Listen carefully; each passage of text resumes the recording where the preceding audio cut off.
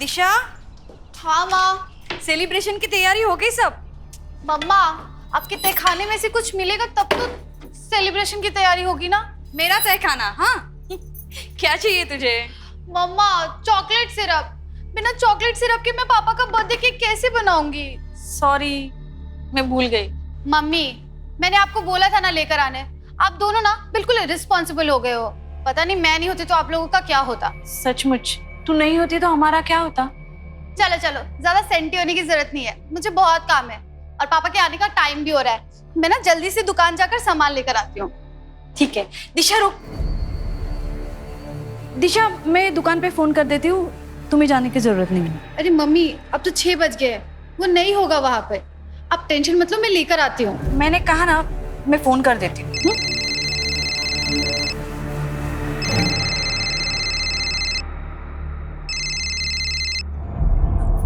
हाँ सुनंदा जी, मैंने आपको कितनी बार कहा है ये काम की बातें आप राजेश से किया कीजिए, मुझसे मत कीजिए। और मेरे आके गिड़गिड़ाने से क्या होगा? नहीं, अभी राजेश घर पे नहीं है। हाँ, आप बाद में फोन कीजिए। देखो दिशा, दिशा,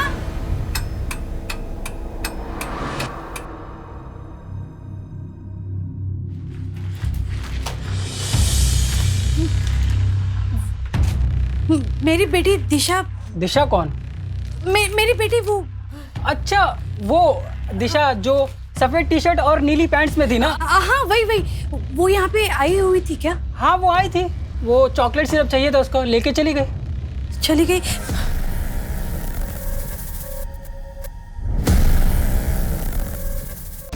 दिशा, राजेश, राजेश, वो दिशा, दिशा। अरे क्या हुआ, चिल्ला क्यों रही हो? दिशा, राजेश दिशा कहीं मिल नहीं रहे हैं, मुझे बहुत डर लग रहा है राजेश। मिल नहीं रही मतलब?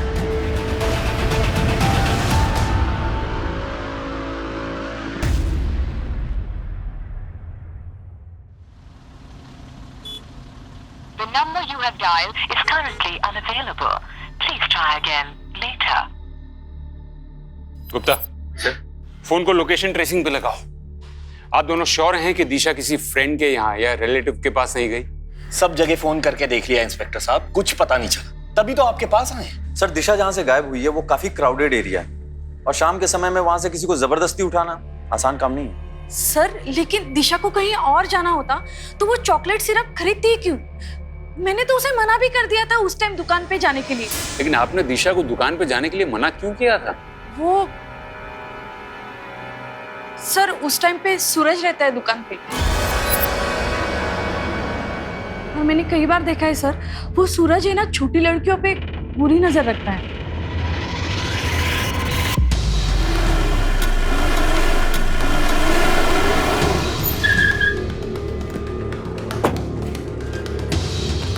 सूरज? नहीं मैडम, वो तो मेरे यहाँ काम करता है। आज सुबह में उसका फोन आया था कि उसे कुछ काम है, इसीलिए 1-2 दिन दुकान पे नहीं आएगा।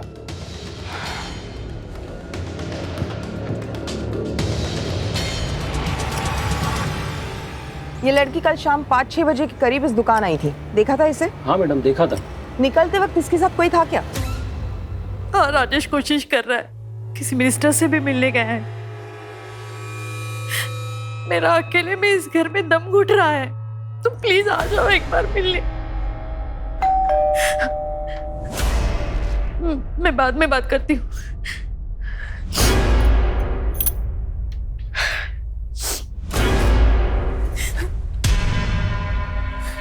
सुनंदा जी, आप? प्रीति, मैंने दिशा के बारे में सुना, इसलिए। आपने सुना ना, तो आप समझ सकते हैं हम किस दौर से गुजर रहे हैं। देखिए, मुझे अभी किसी से नहीं मिला। जानती हूँ बुरा वक्त है, इसलिए तो दर्द बांटने आई हूँ।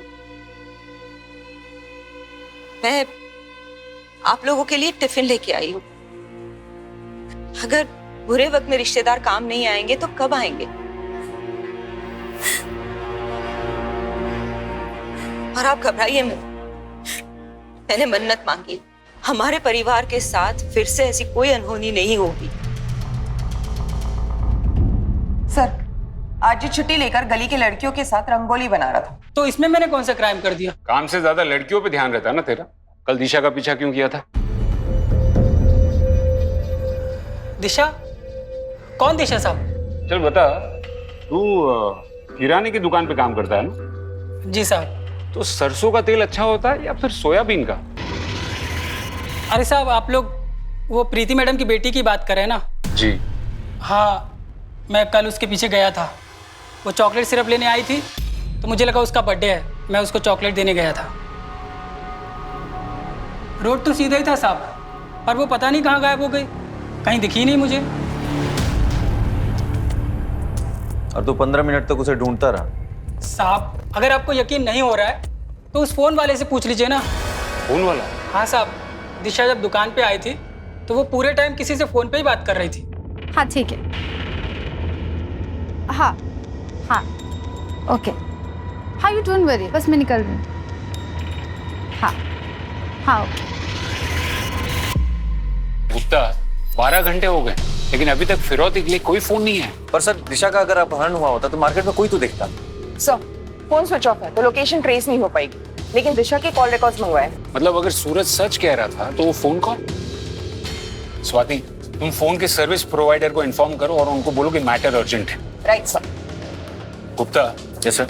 एक बात तो साफ है, दिशा ने दुकान से चॉकलेट सिरप लिया था, मतलब वो घर ही जा रही थी। या तो उस फोन कॉल ने दिशा का प्लान चेंज किया है, या तो मार्केट में उसे कोई मिला है जो उसे कहीं और ही ले गए। सर, मैं दिशा के दोस्तों से पूछताछ करता हूँ। जरूरी नहीं कि दोस्त ही हो, कोई रिश्तेदार भी हो सकता है, कोई ऐसा जो उसे बहुत करीब से जानता हो। लेकिन अगर वो दिशा के पैसे नहीं चाहता, वो दिशा से चाहता क्या है?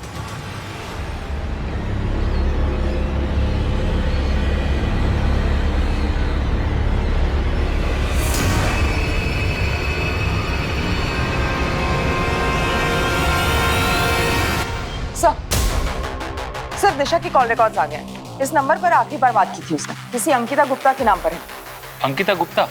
हाँ सर, दिशा की क्लासमेट है। पुलिस स्टेशन बुलाया, आती होगी।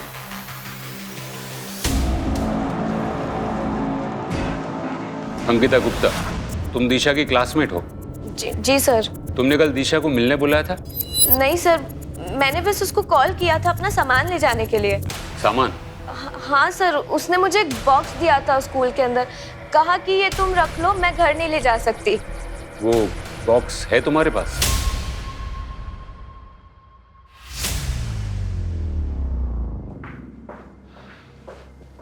देखो अंकिता, दिशा मुसीबत में है। अगर तुम उसके बारे में कुछ भी जानती हो, वो किसी लड़के से मिलती हो या उसके घर से भागने के प्लान्स हो। नहीं सर, दिशा अपनी फैमिली को बिना बताए शहर से बाहर कभी नहीं जाएगी। जब से उसकी दादी गायब हुई है, उसके मन में एक डर सा बैठ गया है। दादी गायब हो गई? हाँ सर, दिशा ने बताया था एक दिन स्कूल के अंदर कि उसकी दादी एक दिन अचानक से गायब हो गई, और पुलिस ने काफी ढूंढने की कोशिश करी, पर उनका आज तक कुछ पता नहीं चला। हाँ, मेरी माँ 8 साल पहले लापता हो गई थी। वो शांति वृद्धाश्रम की ट्रस्टी थी, वहीं चैरिटी के लिए पैसे देने जा रही थी और रास्ते से गायब हो गई। लेकिन दिशा के बारे में छोड़कर आप ये सब क्यों पूछ रहे हैं? क्योंकि मिस्टर सोनी, दिशा भी आपकी माँ की तरह अचानक रास्ते से गायब हो गई। मिस्टर सोनी, मुझे बताइए, उन दिनों में आपको कोई फिरौती के लिए फोन कॉल आया था? दिशा को गायब हुए 24 घंटे होने वाले, अभी तक फिरौती के लिए कोई फोन कॉल नहीं आया। दिशा के कॉल रिकॉर्ड से भी हमें कुछ पता नहीं चला है। अब तक की छानबीन से तो ऐसा लगता है मिस्टर सोनी के दिशा अपनी मर्जी से कहीं गई। नहीं सर, दिशा ऐसी लड़की नहीं थी, वो सब कुछ मुझसे शेयर करती थी। मिस्टर सोनी, ये दिशा का कुछ सामान है जो उसने उसकी क्लासमेट अंकिता गुप्ता के यहाँ रखा था। क्या ये सामान दिशा का है? सर, इस ब्रांड का परफ्यूम दिशा यूज ही नहीं करती थी। और ये दवाई तो दिल की बीमारी की दवाई है, ये दिशा के पास कैसे आई? लेकिन सर, हमारे फैमिली में ये दवाई कोई यूज ही नहीं करता है। इसका मतलब आप दोनों को जरा भी आइडिया नहीं कि दिशा के पास ये सब सामान कहां से आए? मिसेस सोनी, आप भले ही ऐसा मानती हो कि दिशा आपसे कुछ भी नहीं छुपाती थी, लेकिन दिशा की जिंदगी में डेफिनेटली ऐसा कुछ चल रहा था जिसके बारे में ना तो उसके दोस्तों को पता था और ना ही आप दोनों को। दिशा को तो ढूंढ नहीं पा रहे, माँ के पीछे पड़े हुए हैं, पता नहीं क्यों। अब आप कहाँ जा रहे हो? अब हर चीज क्या तुमसे पूछ के करनी पड़ेगी? ऑफिस में क्लाइंट्स बैठे हुए हैं, उनके पास जा रहा हूं। तुम टैक्सी लेकर घर आ जाना।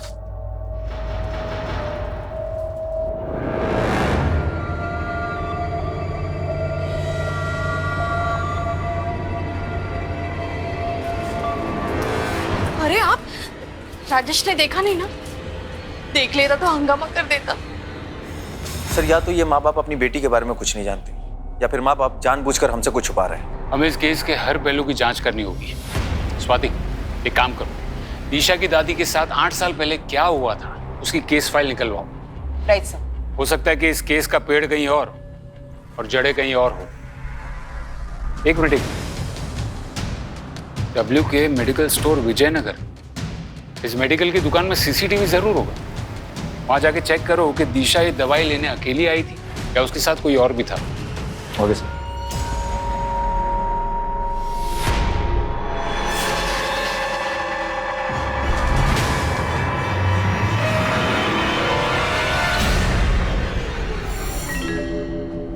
हाँ सर, यही लड़की थी।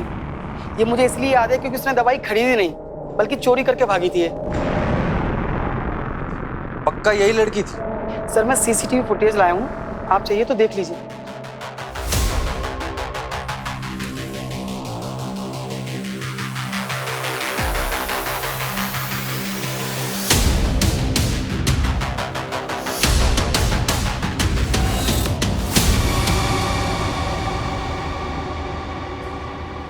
ठीक है, आप जा सकते हैं। जी सर। सर दिशा तो अच्छे घर से, फिर उसे दवाई चुराने की क्या जरूरत थी? प्रीति जी ने कहा था कि उनके परिवार में किसी को दिल की बीमारी नहीं है। हो सकता है कि दिशा ने किसी के कहने पर दवाई चुराई हो। लेकिन सर अगर दिशा किसी और के लिए दवाई चुराती तो अंकिता के पास क्यों रखती? सिर्फ वो दवाई नहीं, उस बॉक्स में जो जो मिला है हो सकता है दिशा ने वो सब चुराया। मानो जैसे दिशा एक दोहरी जिंदगी जी रही थी, एक जिंदगी अपने माँ बाप और दोस्तों के लिए और दूसरी ये वाली। दिशा को अगर ढूंढना हो तो उसकी लाइफ में एग्जैक्टली क्या चल रहा था उसका पता लगाना होगा। पुलिस समझ चुकी थी कि दिशा ऐसी ही किसी महत्वाकांक्षा को लेकर अपने ही घर में 2 जिंदगियां जी रही है, एक आइडियल बेटी बनने की और दूसरी वो जो उसने सबसे छुपा रखी थी।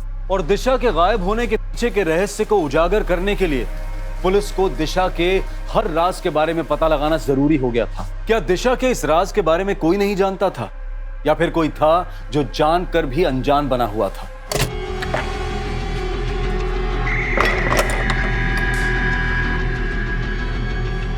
बेटा खाना रेडी है। हाँ माँ, आई 1 मिनट।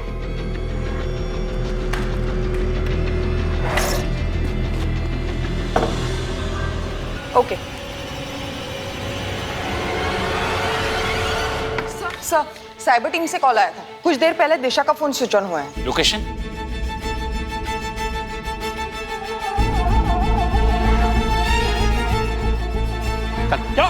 चल क्या मैंने क्या किया?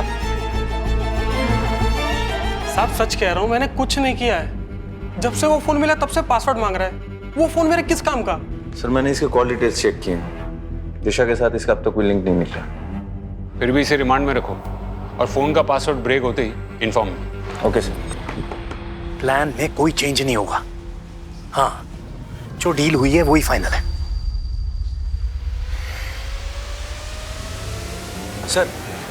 सर दिशा का फोन अनलॉक हो गया, बाकी सारे रेगुलर मैसेज है, लेकिन ये मैसेज है जो 15 दिन पहले आया है। उनका मैसेज? Yes sir. दिशा ने ATM से 50,000 रुपए निकाले? सर दवाई की दुकान में चोरी होने के ठीक अगले दिन दिशा ने ये पैसे निकाले। पर दिशा को इतने सारे पैसों की क्या जरूरत पड़ी होगी? गुप्ता, तुम एक काम करो, ATM का CCTV फुटेज चेक करो जल्द। Yes sir.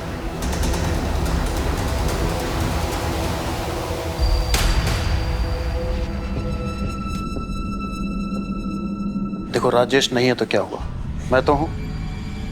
और तुम ऐसे करोगे तो कैसे काम चलेगा? संभालो अपने आप को। मैं आ गया हूं ना, सब संभाल लूंगा। साले कमीने, तुझे मना किया था ना यहाँ आने के लिए, फिर तेरी हिम्मत कैसे हुई मेरे घर में आने की? राजेश, भैया को छोड़ दो। भैया को मैंने बुलाया था। तू पहले ही मेरा लाखों का नुकसान करा चुका है, अब क्या लेने आए हैं यहाँ? हेलो इंस्पेक्टर साहब, 50,000?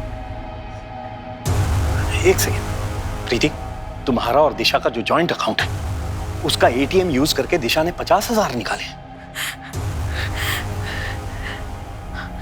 हाँ, निकले तो है। इंस्पेक्टर साहब, नहीं, दिशा ने हमें इस बारे में कुछ नहीं बताया। दिशा के पास सब कुछ तो था, जरूर उसे किसी ने बहला फुसला के पैसे निकलवाए। जीजा जी, कुछ हफ्ते पहले मैंने दिशा को 24-25 साल के दाढ़ी वाले आदमी के साथ मार्केट में देखा था। शायद ये सब कुछ उसी ने किया हो। फिर पहले क्यों नहीं बताया मुझे आपने? अरे मेरा पर्स कहाँ गया? ए भाई, मेरा पर्स कहाँ है? हमको क्या पता पर्स कहाँ है तुम्हारा? मैं यहाँ बैठ कर चाय पी रहा, तुम मेरा पर्स निकाल लिए। यार हद हो गई बदतमीजी की, चोर बोल रहे तुम हमको। कहाँ चोराएंगे तुम्हारा पर्स यार? फालतू की बकवास बंद कर, मेरा पर्स। पर्स हाथ किसने लगाया हमको? पर्स। ओ भाई साहब, ओ शांत, चोर बोल रहा है हमको ये। शांत हो जाओ भाई, इसने नहीं चुराया तुम्हारा पर्स। अरे इसने चुराया यार, यहाँ बैठे थे हम। वो भिखारी बैठते हैं ना यहाँ पे, उसने चुराया होगा। मेरा तो 25,000 रुपए महीने का नौकरी जाने वाला था उस भिखारी के चक्कर में। 25,000? 25,000? हाँ, पर्स में कार्ड था ना नौकरी देने वाले का। ऐसी कौन सी नौकरी है 25,000 रुपए वाली? वो फॉरेन की मार्केटिंग कंपनी। भाई कुछ मेरे लिए भी देखो ना यार, बेरोजगार है हम। 25 में से 15 मैं आपको दे दूंगा। अरे ऐसा तो हम 16,000 दे देंगे आपको, 9,000 में हमारा खर्चा चल जाएगा। देखो ना भाई, अगर कुछ सेटिंग होता है तो। हाँ, ओए मैडम आ गई। Good morning madam. Good morning madam. Good morning. बैठ जाओ कार में। कार में इंटरव्यू? हाँ कार में, ज्यादा टाइम नहीं है मेरे पास।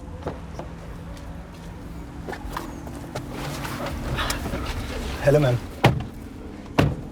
मैडम मेरा नाम भूषण है और ये रहा मेरा सीवी। मैडम मैंने झांसी से मार्केटिंग का कोर्स भी किया है, आप चाहो तो मेरे मार्क्स देख सकते देखो, इस कंपनी में काम करना है तो यहाँ पर 2 रूल है। पहला, never call me ma'am, only Nitya. Okay ma'am, sorry Nitya. और दूसरा, जब तक बोलने को कहा ना जाए अपना मुंह मत खोलो। ओके। देखो, मार्केटिंग में काबिलियत फील्ड में पता चलती है, कागज पर नहीं, समझे? जी जी। सर मैंने दिशा की दादी निर्मला जी की FIR रिपोर्ट देखी। सर कुछ अलग ही है। आखिरी बार इन्हें किसी जगमोहन उर्फ जग्गा के साथ देखा गया और इस जग्गा के खिलाफ छोटे मोटे फिरौती के केसेस हैं। फिरौती के केस? और फिर भी उसने पैसे नहीं मांगे? हाँ सर, सबूतों के अभाव में इसे बेल मिल गई। लेकिन सर बात अजीब ये है कि बेल मिलने के बाद ये जग्गा भी गायब हो गई। क्या?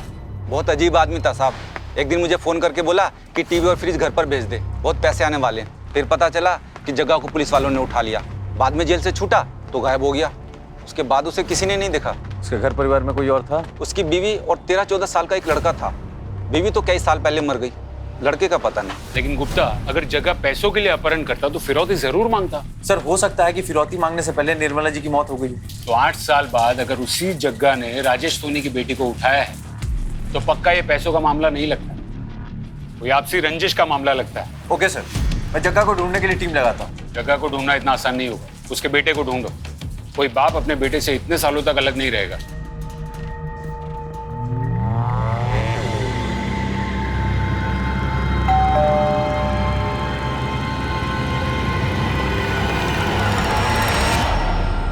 मैडम, दुकान पे कोई नहीं था तो मैंने सोचा मैं ही पार्सल लेके आ जाता हूँ।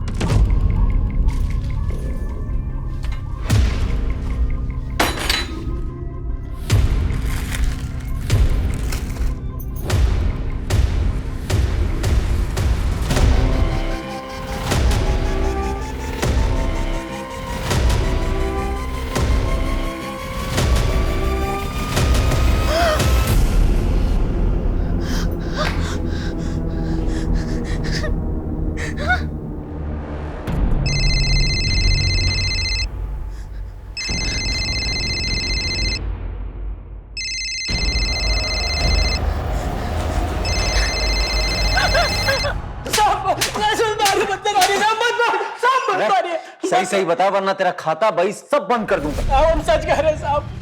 साहब हमने कुछ नहीं किया। कुछ नहीं किया? साहब दुकान में तो सामान हमने ही डाला था थैले में। लेकिन जब हम रास्ते में जा रहे थे तो एक बाइक वाला टकरा गया। सामान गिर गया, उसने फिर वापस थैले में डाला। साहब उसने कुछ हेरा फेरी की होगी तो हमें क्या पता साहब। बाइक वाले की शक्ल याद है? हाँ नहीं साहब, वो हेलमेट पहना था। सर पूरी प्लानिंग के साथ किया है सर। पहले दिशा की उंगली काट के भेजी और उसके बाद फिरौती के लिए सुनंदा जी के मोबाइल पे कॉल। ये सुनंदा जी है, मेरी कजन। इन्हीं के फोन पर किडनैपर का कॉल आया था। ये आपके साथ रहती है? जी नहीं, हमारे घर पे नहीं रहती हैं, लेकिन हाँ पास में ही रहती है। मुझे डिटेल में बताइए कि किडनैपर ने आपको फोन पर क्या क्या कहा। जी कोई आदमी था और वो बोला कि अभी सैंपल भेजा है और कल शाम 4 बजे तक सीमेंट फैक्ट्री के पीछे वाले रोड पर 1 करोड़ रुपए नहीं पहुंचाए तो वो दिशा की लाश भेजेगा। देखिए आप लोग घबराइए मत, दिशा को बचाना हमारी प्रायोरिटी।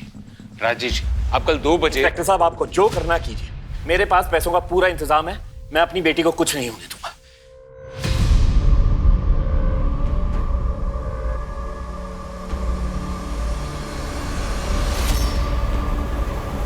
सर आखिर ये केस फिरौती का ही निकला सर, लेकिन किडनैपर बहुत होशियार है, हर चीज प्लान कर रहा है, तभी तो उसने फिरौती के लिए इतने देर बाद फोन किया। कुत्ता कल कितनी भी प्लानिंग तुम सबको इन्फॉर्म कर दो कि हमें कल किसी भी हाल में दिशा को बचाना है। लेकिन सर आपको अजीब नहीं लगता कि इतने सारे पैसे राजेश के पास, वो भी कैश में? हाँ नोट तो मैंने भी किया, लेकिन फिलहाल मुझे एक ही बात का डर है कि वो माँ बाप कहीं इमोशंस में आकर कोई गड़बड़ ना करते हैं। हाँ मुझे पता है मुझे क्या करना। पैसों की चिंता तुमसे ज्यादा मुझे है, समझे? अब आगे से मुझे यहाँ फोन मत करना, ठीक है?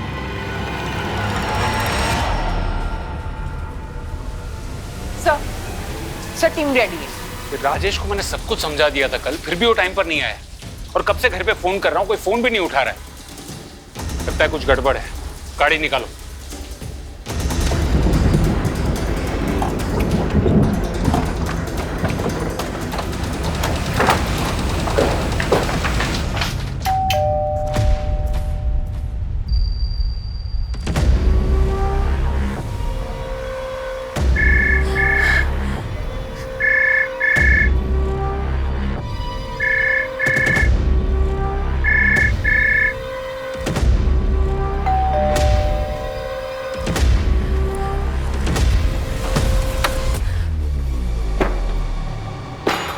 कर रही है मिसेस सोनी, आप घर पर है और आप पुलिस का फोन नहीं उठा रही हैं। और राजेश कहाँ है? वो सर। देखिए प्रीति जी, अगर आप पुलिस से कोई भी बात छुपाएंगी तो हम दिशा को नहीं बचा पाएंगे। अरे जरा तो समझिए, जो इंसान दिशा की उंगली काटकर भेज सकता है वो दिशा के साथ कुछ भी कर सकता है। सर राजेश सुनंदा दी के साथ किडनैपर को पैसे देने गए। पर टाइम तो 4 बजे का था ना। हाँ, पर वो प्रीति, राजेश ये देखो क्या हुआ, कोई मैसेज आया है किसी और नंबर से। क्या मैसेज है, पढ़ो ना। लिखा है पुलिस के पास गए थे, अगर दिशा जिंदा चाहिए तो पुलिस को बिना बताए राजपुर के जंगल के अंदर वाले कुएं के पास आज दोपहर 2 बजे तक आ जाओ। अब क्या करें? अरे क्या करेंगे, वही करेंगे ना जो वो चाह रहे हैं, पैसे देंगे और दिशा को छुड़वाएंगे। नहीं नहीं नहीं, मैं तो कहती हूँ हमें पुलिस के पास जाना चाहिए, कहीं वो लोग हमारे साथ ही कुछ। अरे कुछ नहीं करेंगे वो, उन्हें पैसों से मतलब है बस। आप तैयार रहिए, बाकी मैं संभाल लूंगा। कोई नहीं संभाल पाएगा। मिसेस सोनी, किडनैपर्स ने पहले सुनंदा जी को फोन किया, हमने फोन टैप किया तो उसने एसएमएस की। कोई तो है जो किडनैपर को खबर दे रहा है, लेकिन आप घबराइएगा नहीं। सर मुझे सुनंदा जी के लिए फिक्र नहीं हो रही है, उनकी वजह से फिक्र हो रही है। मुझे डर है कि ये सब सुनंदा जी कर रही है। पर वो ऐसा क्यों करेंगी? क्योंकि सुनंदा जी का बेटा विशाल राजेश की फैक्ट्री में काम करता था, एक एक्सीडेंट में उसकी मौत हो गई। तब से सुनंदा दी राजेश के पास उसके मौत का हर्जाना मांग रही है। और राजेश ने अभी तक पैसे नहीं दिए। सोनी, आपने ये बात हमें पहले क्यों नहीं बताई? सर मुझे पहले शक था, पर यकीन नहीं हो रहा था सर। सर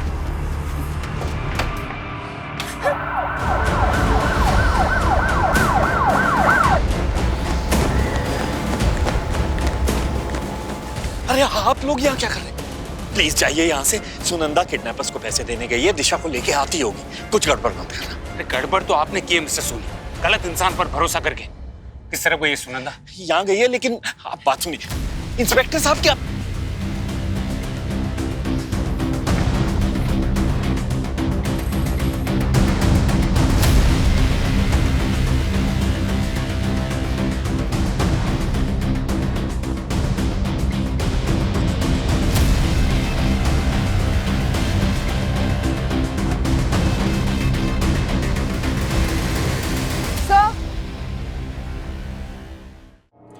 टैलेंट तो इंडिया में भरा पड़ा है, लेकिन अगर इस इंडस्ट्री में आगे बढ़ना है तो बंदे को सिर्फ टैलेंटेड नहीं, स्मार्ट भी होना चाहिए।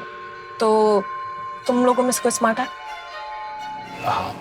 ठीक है, तो 1 मिनट के अंदर मुझे मूवी देखने के लिए कन्विंस कर लो। अगर मैं मान गई तो ये नौकरी पक्की। मुझे क्या लगता है नित्या कि आपको ना हमारे लिए नहीं बल्कि अरमान कपूर के लिए इस फिल्म को देखना चाहिए, क्योंकि उसकी आखिरी फिल्म आने से पहले ही बेचारा चल बसा, तो उसको एक ट्रिब्यूट देना बनता है। हाँ, आपको क्या लगता है? और अगर मैं बोर हो गई तो हम है ना, हम आपको एंटरटेन कर देंगे। हम बहुत अच्छा एंटरटेनमेंट करते हैं। ठीक है, मूवी तो नहीं, लेकिन एक ड्रिंक के लिए जरूर कन्विंस कर लिया। शातिर रहे ये लोग, ये जानते थे कि हम सुनंदा के जरिए उन तक पहुंच जाएंगे, इसलिए उन्होंने सुनंदा को ही मार दिया। सर, राजेश और प्रीति दोनों को अब तक किडनैपर्स के कॉल नहीं आए। पैसे लेने के बाद भी किडनैपर्स ने अब तक दिशा को छोड़ा नहीं। ये बड़े बिजनेसमैन हर चीज को डील समझते हैं क्या? एक हाथ लो दूसरे हाथ दो। राजेश की छोटी सी गलती की वजह से वो किडनैपर्स निकल गए। सर, सारे चेक पोस्ट को इन्फॉर्म कर दिया। शहर से बाहर जाने वाली जितनी भी गाड़ियां हैं सबकी चेकिंग चल रही है। गुप्ता, वो जानते हैं कि चेकिंग होगी, वो लोग शहर छोड़कर नहीं जाएंगे।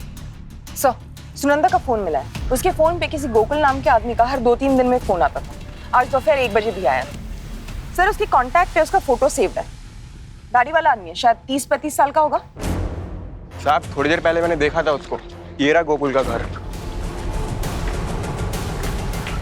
भागने की कोशिश कर रहा था। गलत समझ रहे हैं साहब आप। गलत समझ रहा हूँ? हाँ। चल तुझे सही समझाता हूँ, चल। अरे चल चल तो रहा हूँ साहब। है चल रहा हूँ। तेरी पूरी कुंडली निकाली हमने। सच सच बता, दिशा कहाँ है? साहब, मुझे नहीं मालूम आप किस दिशा के बारे में बात कर रहे हो। तो तुझे तो ये भी नहीं पता होगा कि तेरा ये पैर कैसे टूटा। मैं याद दिलाता हूँ, विशाल सुनंदा का बेटा, उसी के साथ तू काम करता था ना राजेश की फैक्ट्री में, और जिस हादसे में विशाल की मौत हुई उसी हादसे में तेरा ये पैर टूटा। तेरे पड़ोसी को तेरी सारी खबर है, और राजेश ने मुआवजा नहीं दिया, इसलिए तूने और सुनंदा ने मिलकर दिशा को अगवा कर लिया। साहब, जब उसने अपनी कजिन बहन के लिए कुछ नहीं किया तो मुझे क्या देगा वो? उस हादसे के बाद अपनी फैक्ट्री को बचाने के लिए राजेश ने सारा इल्जाम अपने साले अविनाश गुप्ता पर लगा दिया और उसे नौकरी से भी निकाल दिया। क्या अविनाश राजेश के साथ काम करता था? और क्या साहब। सर, दिशा ने जिस एटीएम से पैसे निकाले थे उसका सीसीटीवी फुटेज आ गया। आप सही थे, दिशा एटीएम अकेली नहीं गई थी। वो सीसीटीवी फुटेज लेकर आओ और जरा पता करो ये अविनाश आजकल करता क्या है। Right sir.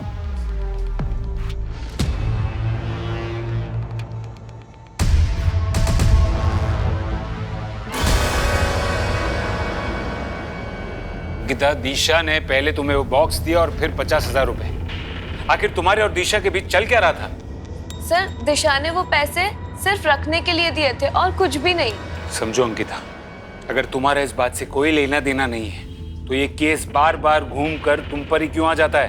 क्योंकि सर, दिशा और मैं बेस्ट फ्रेंड्स थे। वो मुझसे अपनी सारी बातें शेयर करती थी। कुछ दिन पहले तो वो मेरे घर पर भी आई थी। काफी परेशान थी सर वो।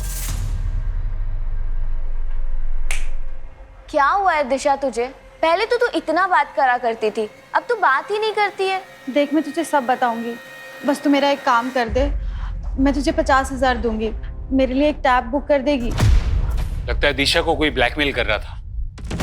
वो टैब, अंकिता, तुमने कितने दिन पहले ऑर्डर किया था वो टैब? सर, 2 हफ्ते पहले। गुप्ता, तुम वो ऑनलाइन साइट से कांटेक्ट करो। बॉस की गाड़ी पे ही पत्थर मार दिया। क्या बात है, बहुत खूब। अरे तो इसमें क्या है, मैं भी तो अपनी गर्लफ्रेंड के मुंह पर ऐसे कोल्ड ड्रिंक फेंक करके आ गया था। ओहो, इतनी डरे। नित्या मैडम, अब चलो ना, बहुत टाइम हो गया। अरे, जब बॉस एंजॉय कर रही है तो तुम्हें क्या जल्दी है? चुपचाप बैठे रहो। मैं जरा होके आता हूँ।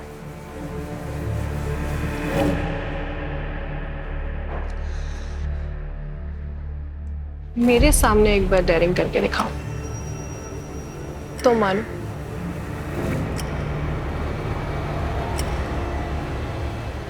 किडनैपर ने पैसे भी लिए और दिशा को भी नहीं छोड़ा। मुझे डर है कि वो कहीं दिशा को। दिशा अब तक आपके पास होती, अगर आपके परिवार को पुलिस पर भरोसा होता तो, और यही भरोसा ना करने की वजह से आपकी कजिन सुनंदा जी को भी अपनी जान गंवानी पड़ी। गलती तो हमसे हो गई है सर, लेकिन क्या अब हम कभी दिशा को ढूंढ नहीं पाएंगे? ढूंढ पाएंगे, जरूर ढूंढ पाएंगे, अगर आप सब हमसे सच कहना शुरू करेंगे तो। सर आपको जो पूछना पूछिए सर, अब हम सब कुछ सच बताएंगे आपको। ठीक है, तो बताइए कि राजेश जी ने आपसे सारे रिश्ते नाते क्यों तोड़ दिए? वो सर हमारा फैमिली मैटर है सर। फैमिली नहीं, बिजनेस मैटर है। इतनी डेयरिंग तो मुझे हाथ लगाएगा? अरे मैडम आपने ही तो कहा था मुझे। मैंने कहा था मेरे कपड़ों के अंदर हाथ डालने को। तुम दोनों को तो मैं पुलिस के हवाले करूंगी, ऐसा सबक सिखाऊंगी ना। मैडम हमें माफ कर दीजिए। तू लेकर आया था ना इन बदमाशों को मेरे पास, तेरी भी नौकरी गई। तुझे भी पुलिस के हवाले करूंगी मैं। अरे पर मैडम मैंने तो कुछ किया ही नहीं है। पुलिस ऐसी ऐसी जगह पे डंडे मारेगी ना कि कुछ करने के लायक भी नहीं बचोगे तुम लोग। मैडम गलत समझ रही हैं आप। मैडम मेरी मत मारी गई थी कि मैंने तुम दोनों का भला सोचा। ये सुनंदा जी का बेटा विशाल है और ये गोकुल। एक का पैर गया और दूसरे की जान, और वो भी आपकी लापरवाही से। आप राजेश जी की कंपनी में मैन्युफैक्चरिंग के मैनेजर थे। आपकी वजह से कंपनी को नुकसान हुआ और इसीलिए राजेश जी ने आपको उनके दिल से और काम दोनों जगह से निकाल दिया। नहीं सर, भैया की कोई गलती नहीं थी, वो सिर्फ एक हादसा था। हादसा हो सकता है मिसेस सोनी, लेकिन उसके बाद जो अविनाश जी ने किया वो उनकी प्लानिंग थी। अविनाश जी के पास काम नहीं था, जमा पैसे खत्म होने लगे थे, फिर भी अविनाश जी ने एक महंगा वाला टैबलेट खरीदा। वही टैबलेट जिसके लिए दिशा ने एटीएम से पैसे निकलवाए और अपनी क्लासमेट अंकिता गुप्ता के पास ऑर्डर करवाए। ऐसा क्या जानते थे दिशा के बारे में जो उसे ब्लैकमेल कर रहे थे? साले कमीने, क्या किया तूने दिशा के साथ? संभालिए अपने आप। बता, छोड़िए। और उसके बाद आपने एक 20-25 साल के दाढ़ी वाले आदमी की कहानी शुरू की ताकि हम आप तक ना पहुंच पाए, है ना? मैंने झूठ बोला सर, लेकिन सर ये मैंने मेरे बेटे अंकुश को बचाने के लिए बोला। सर वो अनजाने में ही वो दिशा को ब्लैकमेल कर रहा था सर, बस इसीलिए मैंने ये। दिशा ने कुछ सामान देने के लिए अंकुश को मार्केट में बुलाया, तभी अंकुश ने देखा।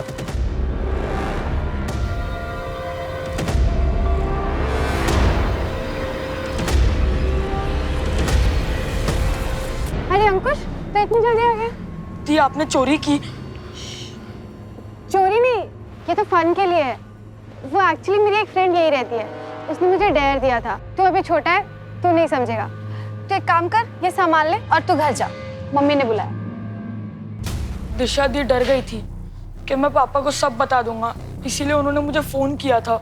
मैंने उन्हें प्रॉमिस किया कि मैं किसी को नहीं बताऊंगा अगर मुझे टैबलेट मिला तो। पर जब दी गायब हुई, मैंने पापा को सब बता दिया। दिशा कह रही थी कि उसकी फ्रेंड ने उसे डेयर दिया है। बेटा आपने दिशा के साथ किसी को देखा था? हाँ, और मुझे ये भी याद है कि दी मुझे सामान देने के बाद किस घर में गई थी।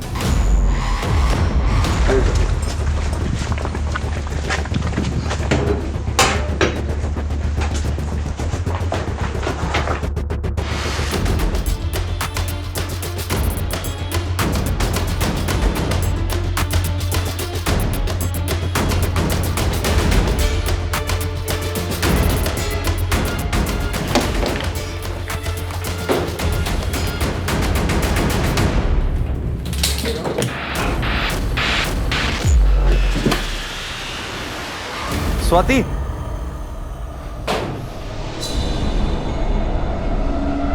हाँ गुप्ता बोलो। सर इस घर में दिशा की बॉडी मिली है, जो एक बेड के अंदर प्लास्टिक में रैप्ड है, और इस वजह से स्मेल बाहर नहीं आई और आसपास के लोगों को पता नहीं चला। गुप्ता उस बॉडी को तुरंत पोस्टमार्टम के लिए भेजो और उनको बोलो कि रिपोर्ट जल्दी प्रोसेस करके, क्योंकि हमें ये न्यूज़ दिशा के पेरेंट्स तक भी पहुंचानी है। और उस घर की अच्छे से तलाशी लो और उस घर के लैंडलॉर्ड से भी बात करो। 1-2 महीने से ही थी यहाँ पर साहब। अब लड़की थी तो मैंने ज़्यादा कुछ पूछताछ नहीं करी। हाँ इतना पता है कि किसी वृद्धाश्रम में मैनेजर थी साहब वो, और उसकी कार यहीं पीछे पार्क है साहब।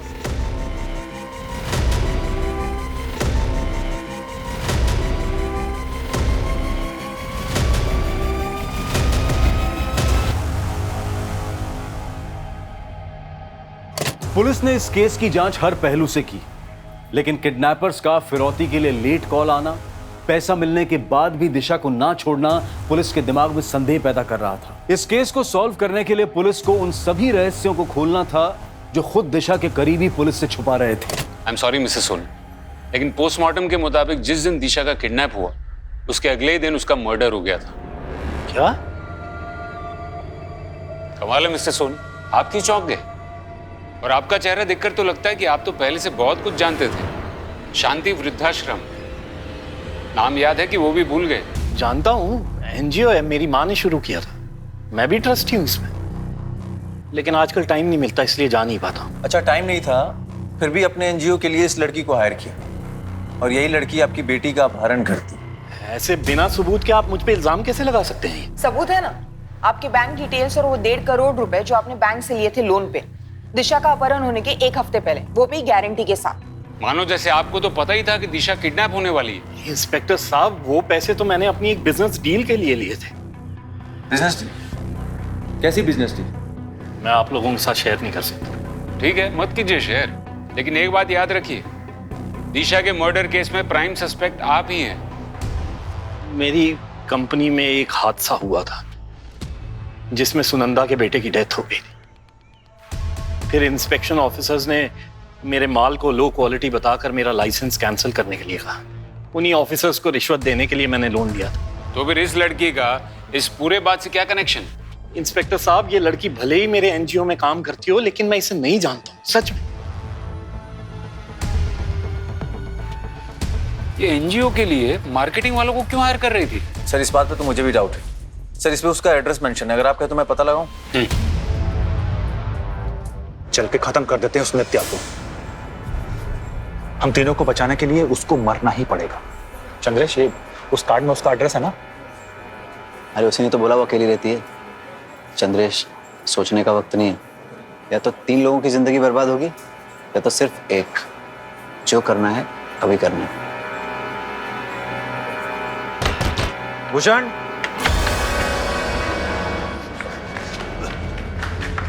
सर भागा क्यों? सर मैंने कुछ नहीं किया, सर मैंने कुछ नहीं किया, सर नित्या की गलती थी।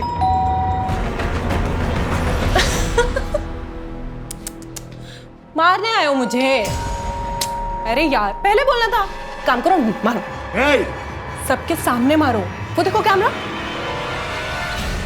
तुम तीनों की सारी हरकतें उसमें रिकॉर्ड हो रही है। अरे क्या हुआ, मारो ना। हाँ, देखो अगर मुझे कुछ भी हुआ ना तो पुलिस को सब दिख जाएगा। अटेम्प्ट टू मर्डर, रेप, इन सब के इल्जाम में फंसाऊंगी तुम तीनों को मैं। और तू मैडम प्लीज हमें माफ कर दो, आप जो कहेंगे हम करने के लिए तैयार हैं। ये पुलिस के लफड़े में मत फंसाइए प्लीज मैडम, प्लीज। साहब, वो नित्या लालची लड़की थी, बोली कि मैं जॉब से तंग आ गई हूँ, मुझे एक साथ ढेर सारा पैसा चाहिए, और एक पैसे वाली लड़की उसकी बहुत बड़ी फैन है, अगर उसको किडनैप कर लिया तो सबकी लाइफ बन जाएगी। तो किडनैप करके पैसे ही चाहिए थे, तो फिर मारा क्यों? साहब ये मैं नहीं जानता। अरे मुझे और अमित को तो उसने सामान लाने बाहर भेज दिया था, और जब वापस लौटे तो नित्या बोली कि लड़की गलती से मर गई है, तुम दोनों कहीं जाकर छिप जाओ होटल या लॉज में। फिर कुछ दिनों के बाद वो पैसा लेकर के आई और बोली कि तुम लोग गाँव निकल जाओ यहाँ से। तो वो पैसे कहाँ हैं और वो लोग कहाँ हैं? पैसे तो उसने बोला कि जब ये मामला ठंडा हो जाएगा तो उसके बाद तुम्हें मिल जाएंगे। और अमित तो जयपुर निकल गया, और नित्या चंद्रेश को लेकर पता नहीं कहाँ चली गई, शायद मुंबई, नहीं पुणे चली गई थी।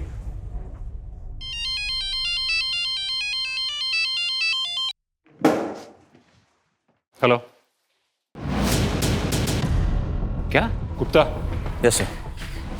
कोई तो कनेक्शन है नित्या और जग्गा के बेटे बबलू के बीच। सर, इन दोनों के बीच में कनेक्शन है, आपको ऐसा क्यों लगता है? जग्गा का बेटा पुणे में रहता है और नित्या और चंद्रेश भी पुणे की बस में भागे। हो सकता है कि नित्या ने ये सब जग्गा के कहने पे किया हो। Yes sir. बबलू भी पुणे की एक कंस्ट्रक्शन कंपनी स्काई हाई में काम करता है। अगर बबलू पकड़ में आ गया तो हो सकता है कि जग्गा भी पकड़ में आ जाए। और तुम नित्या और चंद्रेश की फोटो भी वहां की लोकल पुलिस स्टेशन में सर्कुलेट करवा दो। Yes sir.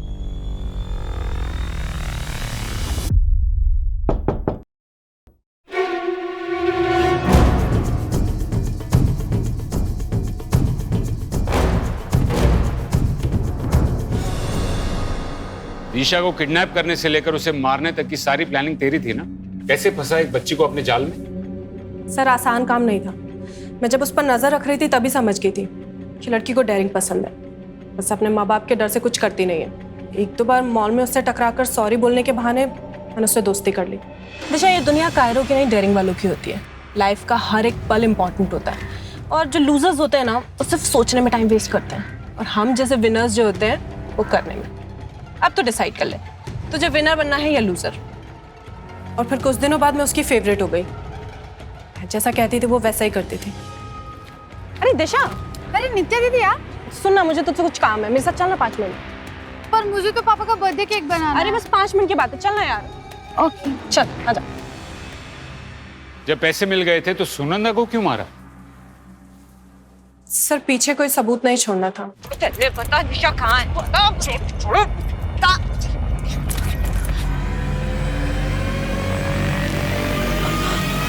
तुम दोनों इतने होशियार तो नहीं लगते कि ये सब प्लान कर सको। ये जग्गा का प्लान था ना? कहाँ है जग्गा? कौन जग्गा सर? बनो मत। जग्गा ने 8 साल पहले राजेश की माँ को उठाया था और अब उसकी बेटी को, और तुम दोनों जग्गा के बेटे बबलू के घर से ही पकड़े गए हो। जग्गा मर चुका है साहब। राजेश ने अपनी माँ को मारने के लिए जग्गा को कॉन्ट्रैक्ट दिया था। अगर काम पूरा होने के बाद राजेश पलट गया, उसने धोखे से जग्गा को मार डाला। और तुम्हें ये सब कैसे पता?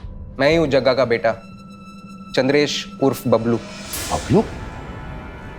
मतलब तूने ये सब जग्गा की मौत का बदला लेने के लिए किया? हाँ, पर ये सब मैं अकेले नहीं कर सकता था, इसलिए मेरी गर्लफ्रेंड नित्या ने मेरी मदद की। पर उसे ऐसा लग रहा था मैं सब पैसों के लिए कर रहा हूँ। और तूने नित्या का इस्तेमाल करके उन दोनों को फंसाया। बदला बलि मांगता है साहब।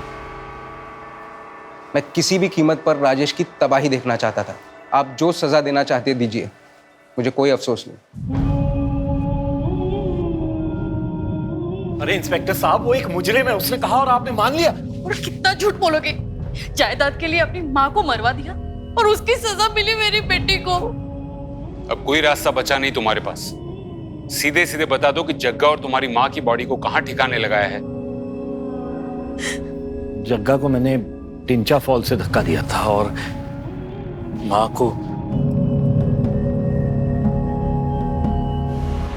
राजेश ने लालच में आकर कई साल पहले अपनी माँ और जग्गा की जान ली।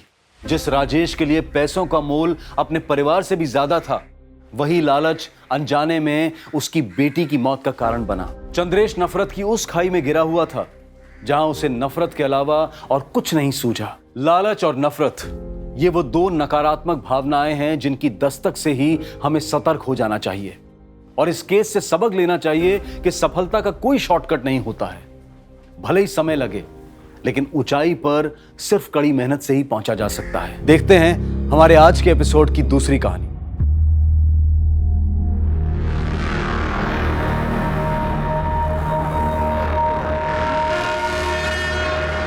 अरे ये कौन है बे? हेलो, किधर? ऐसा फोकट में एंट्री नहीं है गांव में। मतलब एक बंदे का 1000 रुपए लगेगा और तुम लोग 2, तो 2 का कितना? 2000 लगेगा, समझा? अरे इस बात के पैसे? घर है हमारा, गांव है हमारा। अरे घर होगा तो बीमारी लाओगे। तुम्हारे वजह से किसी को कोरोना हो गया तो अब क्या करेंगे हम? अरे ऐसे साहब देखो ना क्या बोल रहे लोग। मेरे गांव में आने से मेरे को पैसे मांग रहे साहब। ये साहब आप कुछ बोलो ना। ये तो आपका आपस का मामला है, आपस में ही सुलटा लो। मुझे काय को बीच में ले रहे साहब? देखो क्या बोल रहे हैं। जाओ देखो।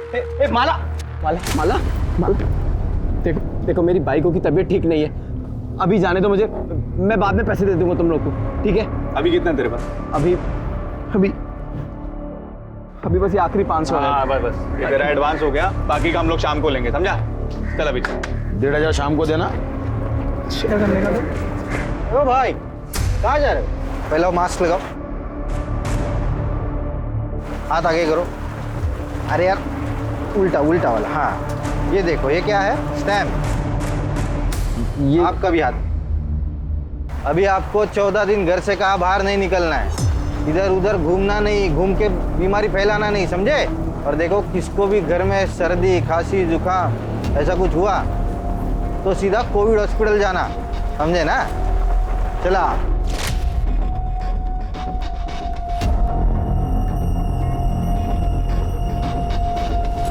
अरे ओ भाई क्या कर रहे हो? अरे साहब बस ऐसे ही बात कर रहे थे। पैसा अकेला ही रखोगे? जबरदस्ती की गुंडागर्दी मचा रखी है। तो अपने घर में आने की कोई पैसे देता है क्या?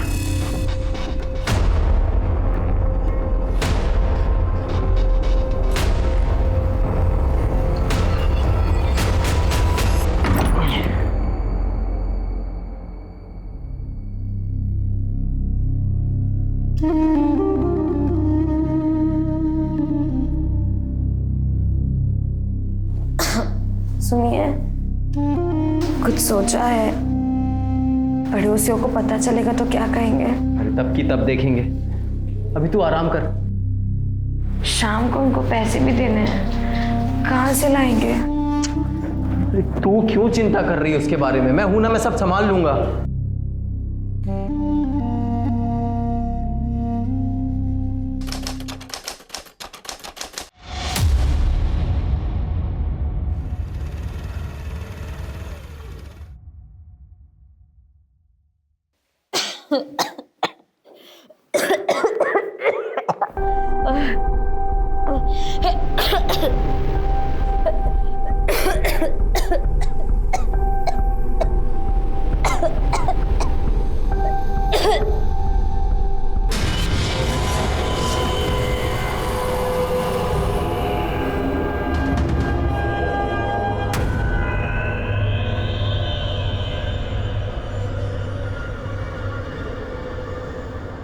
जहां एक तरफ हम सब इस महामारी की काली छाया के साथ जीने पर मजबूर हैं, वहीं दूसरी तरफ एक और वायरस है, जुर्म, क्राइम, अपराध।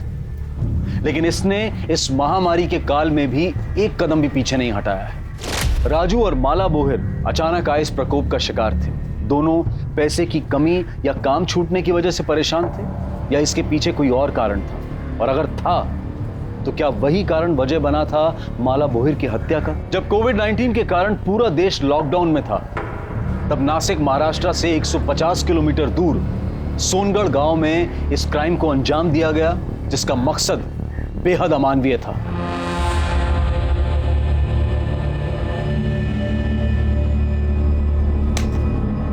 ऐसे तो भूखे मर जाएंगे हम विट्ठल भाऊ, पता नहीं काम कब शुरू होगा। मैं क्या बोलता है विट्ठल भाऊ, गांव चलते हैं, काम शुरू होगा तो वापस आ जाएंगे ना। अरे वहां अपना परिवार है, इधर कौन है देखने वाला? कुछ हो गया ना तो गए हम लोग।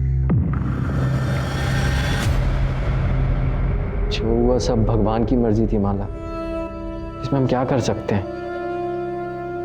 बस अब ये सोचो कि आगे सब कुछ ठीक हो।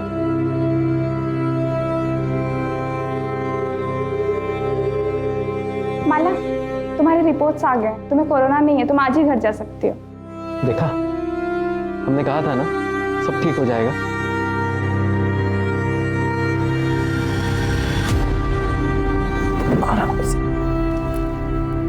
तू आराम कर, मैं खाने का इंतजाम करता हूँ। और हाँ, जब तक तेरी तबीयत ठीक नहीं हो जाती ना, रसोई में घुसने की कोई जरूरत नहीं है। रोज रोज कौन मुफ्त में देगा खाना? अरे किसी के घर मांगने थोड़ी जा रहा हूँ, अस्पताल जा रहा हूँ, वो लोग दे रहे हैं। अस्पताल जा रहे हो? हाँ। नहीं, आप मान नहीं जाओगे। हम कहीं और से खाना मंगा लेंगे, लेकिन बस आप मान नहीं जाओगे। वहाँ पे बहुत गलत काम होते हैं, आप मान नहीं जाओगे। माला मेरी बात, हम पड़ोसियों से ले लेंगे। माला मेरी बात, लेकिन आप मान नहीं जाओगे। माला मेरी बात सुन, माला मेरी बात। हमारा बच्चा गिर गया, इसमें अस्पताल की कोई गलती नहीं। तो बच्चा हमारी किस्मत में ही नहीं था। मैं बच्चे की बात ही नहीं कर रही, मैं अपनी बात कर रही हूँ। उस अस्पताल में मेरे साथ बहुत गलत हुआ था। क्या हुआ था? बोलना माला, क्या हुआ? अस्पताल में डॉक्टर ने मेरे साथ बहुत गलत किया था। मैंने मना किया उसको, बहुत बोला, लेकिन उसने मेरी एक नहीं सुनी।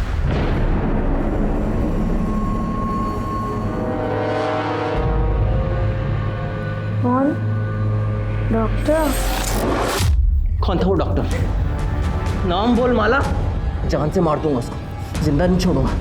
नाम बोल मुझे, बोलो नाम बोलना। बताओ अभी शुरू से क्या हुआ? सब मैं और मेरी बाई को माला नासिक में एक बिल्डिंग में दिहाड़ी पे मजदूरी करते थे। अभी कुछ दिन पहले कॉन्ट्रैक्टर आया और बोला कि तुम सब लोग अपने अपने घर पे चले जाओ, अभी यहाँ पे कोई काम नहीं होगा, पूरा काम बंद है, समझे भाई? काम बंद मतलब? कोरोना बीमारी फैली है पूरी दुनिया में, इसलिए तो सरकार ने पूरा काम बंद कर दिया है, पूरे देश में लॉकडाउन कर दिया है। पर हमको उससे क्या, इधर थोड़ी कोई बीमार है। अबे नहीं है, लेकिन ये बीमारी आ तो सकती है। इसलिए तो सरकार ने पूरा काम बंद कर दिया है, सबको बोला है अपने अपने घर पे बैठो। काम का कुछ पता नहीं था, पर एडवांस पगार मिला था तो सब ठीक चल रहा था। माला पेट से थी तो उसको भी आराम मिल गया था। फिर दिक्कत शुरू हुई। भेड़िया है इसका, पेट में बच्चा है और चूल्हा क्यों जलाया? स्टोव किधर है? मैं पूरा मार्केट घूम के आई, मेरे को कहीं भी घासलेट नहीं मिला, इसलिए फिर चूल्हा जलाना पड़ा। अभी बहुत हो गया, अभी एडवांस का पैसा भी खत्म होने वाला है। बिना पैसे बिना काम के इधर रहना बहुत मुश्किल है। चल हम कल ही गाँव जाएंगे। अगले दिन सुबह घर के लिए निकले तो बस ट्रेन कुछ नहीं मिला, पर वहाँ जाकर देखा तो हमारे जैसे बहुत से मजदूर जो घर के लिए पैदल निकल गए, तो हम लोग भी अपने गांव के लिए पैदल निकल गए। फिर 2 तारीख को हम सोनगढ़ पहुँचे। इतने लंबे सफ़र के बाद माला की तबीयत बहुत ख़राब हो गई थी। अगले दिन उसे खून भी निकला। फिर मैं फ़ौरन उसे लेके भोसले अस्पताल ले गया। वहाँ डॉक्टर उसको देखी और बोली कि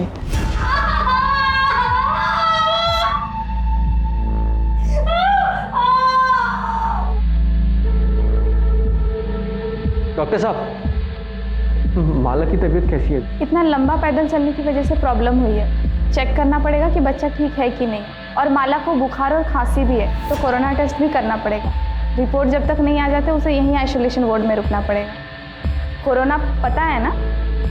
ओ, ऐसी फालतू की बीमारी जिसकी वजह से ये मुंह पे कपड़ा बांधना पड़ता है और जिसकी वजह से हमारा काम धंधा सब बंद हो गया है। फालतू की बीमारी नहीं है, बहुत ही खतरनाक बीमारी है। मैं माला से मिल सकता हूँ? अभी उसे होश नहीं आया है, होश आ जाए फिर मिल लेना, तब तक यहीं पे इंतजार करें। पता चला कि हमारा बच्चा गिर गया। और तो हुआ साहब, पहली औलाद थी हमारी, माला एकदम से टूट गई थी। अभी हम लोग घर जा सकते हैं?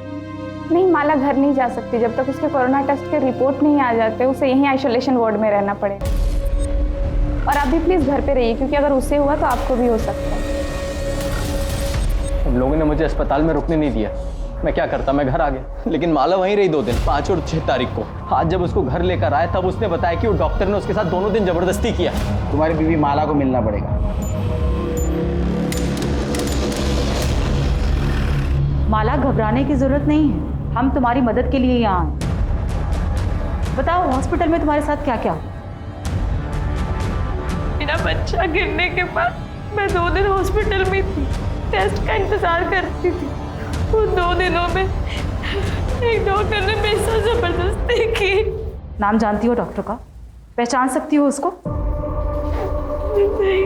आंख दिया है ना भगवान ने, या आंख बंद करके बैठी थी? अरे बताती क्यों नहीं साहब को कौन हरामी था वो? तू भी मजे ले रही थी है? बोल साहब। लेकिन इस तरह से बात करते हैं। विवेन तुम्हारी, देखो माला, ना तो तुम उसको पहचानती हो ना तो उसका नाम जानती हो, उसको पकड़ेंगे कैसे? साहब, वो जो कोरोना में डॉक्टर पहनते ना ऊपर से लेकर नीचे तक, उन्होंने वो पहना हुआ था और मुंह पे मास्क भी लगाया हुआ था। मेरे शरीर में जान नहीं थी, लेकिन फिर भी मैंने उसको रोकने की बहुत कोशिश की, लेकिन वो नहीं माना। माला, माला, तुम और कुछ बताना चाहते हो? साहब, तबीयत ठीक नहीं है इसकी। अभी इससे सवाल पूछने की जगह उस डॉक्टर को पकड़ो ना आप। सर, मुझे यकीन नहीं हो रहा। ऐसे वक्त पे जब लोग एक दूसरे को शक की नज़र से देखते हैं कि किसी की वजह से मुझे कोरोना ना हो, एक डॉक्टर अपने मरीज के साथ रेप करेगा, वो भी जिसके कोरोना के टेस्ट के रिजल्ट्स नहीं आए। और सर, अगर माला कोरोना पॉजिटिव निकली तो? गायकवाड़, तुम डिपार्टमेंट में होते हुए ऐसा सोचते हो? हाँ, अरे ऐसे हजारों केसेस है जिसमें लोगों ने अपने जान की परवाह नहीं की। अरे ये तो विकृत मनोवृत्ति वाले लोग। हाँ, ये वायरस से डरेंगे? अरे इनका जाने दे। नॉर्मल लोग भी अगर कोरोना वायरस के खतरे को समझते ना, तो हमें अपनी जान जोखिम में डाल के रास्ते पे घूमने की जरूरत नहीं थी। रही बात ये माला की, ये जरूर हमसे कुछ छुपा रही है, ढूंढेंगे। सर, ऐसा हो ही नहीं सकता। आपने सुना है पहले ऐसा कुछ? आप ही सोचिए कि अगर ये बात डॉक्टर्स और मरीज के बीच में फैल गई तो क्या होगा। पहले से ही हमारे पास स्टाफ कम है, अगर ऐसा कुछ हो गया तो कौन सा डॉक्टर, कौन सा स्टाफ ड्यूटी पे आना चाहेगा?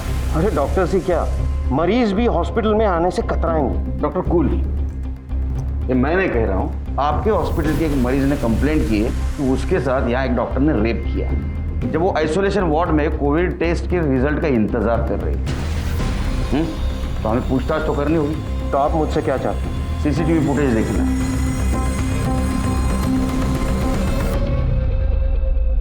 ये तो आपको पता ही होगा कि वुमेन आइसोलेशन वार्ड में सीसीटीवी कैमरा नहीं होता। तो हमारे पास 5 और 6 तारीख की लॉबी और पैसेज की फुटेज है जो आप देख रहे हैं।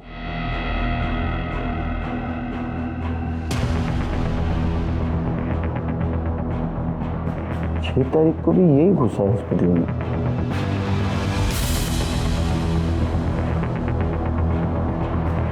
ये देखिए,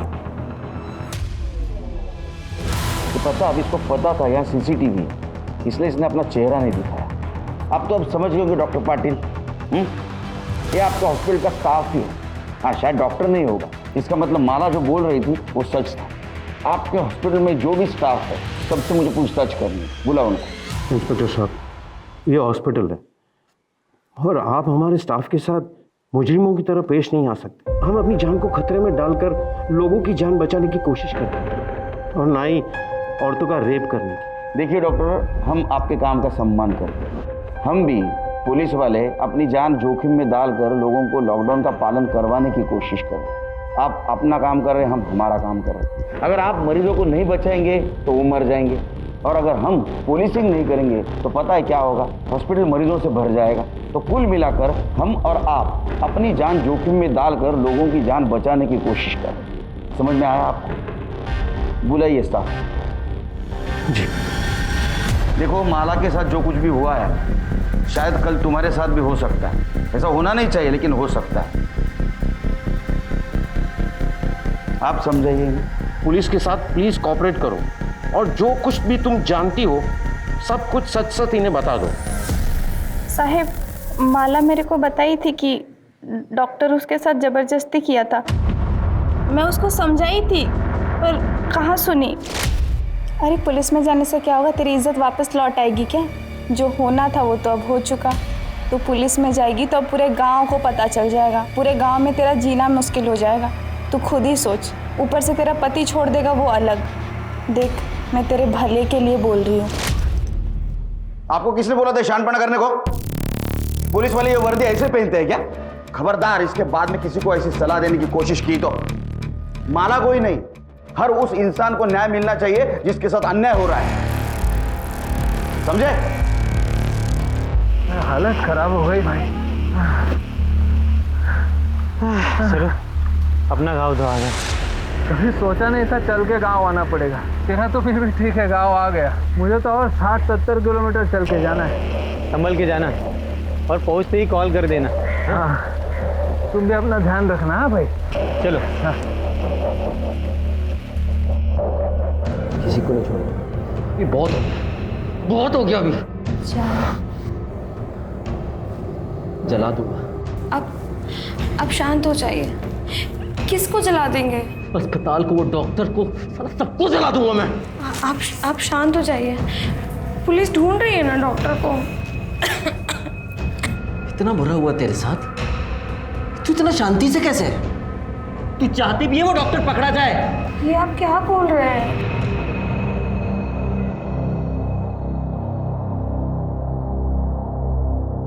क्या हुआ साहब? वो डॉक्टर को आप लोग पकड़े कि नहीं? देखो राजू, केड़कर साहब अभी आए नहीं है, थोड़े टाइम के बाद आना। बाद में नहीं, मेरे को अभी जानने का है कि डॉक्टर को पकड़ने में आपको कितना टाइम लगेगा। अभी शोर मत मचाओ, ये तुम्हारा घर नहीं है, पुलिस स्टेशन है। हम लोग कार्रवाई कर रहे हैं। तो तुम्हारी जानकारी के लिए ये बता देता हूँ कि जिसने भी तुम्हारी बीवी के साथ जबरदस्ती की है ना, वो कोई डॉक्टर नहीं है। समझा मैं, अभी सब समझा मैं। वो डॉक्टर है, बड़ा आदमी है, पैसे वाला, तो उसको काहे को पकड़ोगे आप लोग? नहीं, गरीब मानुस। हाँ, गरीब की कौन सुनता है? कौन सुनता है साहब गरीब की? राजू, क्यों चिल्ला रहा है तू? साहब, तेरी बात सुन ली, इसलिए तो कार्रवाई कर रहे हो ना। जब पकड़ा जाएगा तेरे को इन्फॉर्म कर देंगे। फिर से पुलिस स्टेशन में आके राड़ा नहीं करने का, तो पहले तेरे को अंदर कर दूंगा। जा घर पे जा, निकल।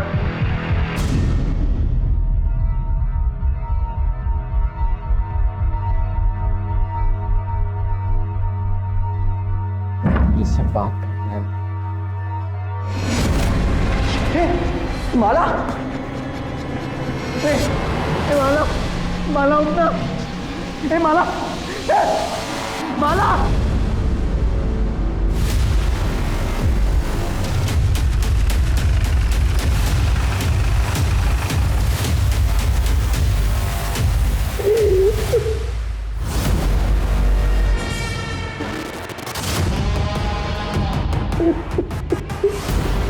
चल रहे